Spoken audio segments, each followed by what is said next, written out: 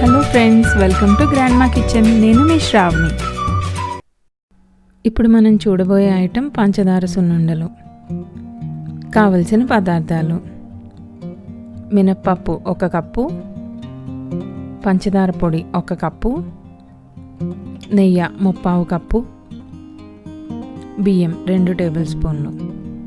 తయారీ విధానం: ముందుగా ఫ్రై పాన్ పెట్టుకుని అందులో మినప్పప్పు, బియ్యం వేసి వేపుకోవాలి.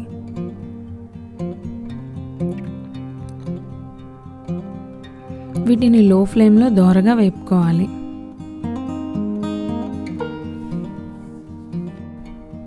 వీటిని గరిటెతో కదుపుకుంటూ వేపితే అన్ని వైపులు బాగా వేగి సున్నుండలకు మంచి రుచి వస్తుంది. ఇవి వేగిపోయాయి. ఇప్పుడు మనం పక్కన ప్లేట్లోకి తీసుకుని చల్లారనివ్వాలి.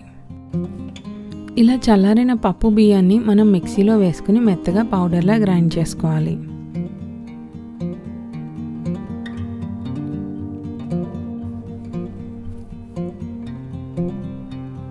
ఈ పౌడర్ని ఒక గిన్నెలోకి తీసుకుని అందులో పంచదార పొడి కలుపుకోవాలి.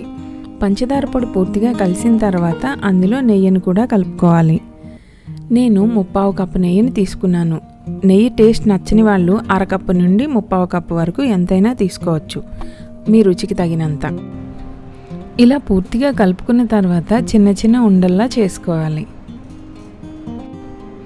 మరీ గట్టిగా నొక్కేయకూడదు. మరీ గట్టిగా నొక్కితే ఉండలు విరిగిపోవడానికి అవకాశం ఉంటుంది.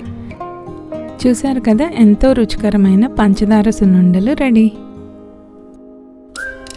Please like, share and subscribe to Grandma Kitchen. For more updates, click bell icon.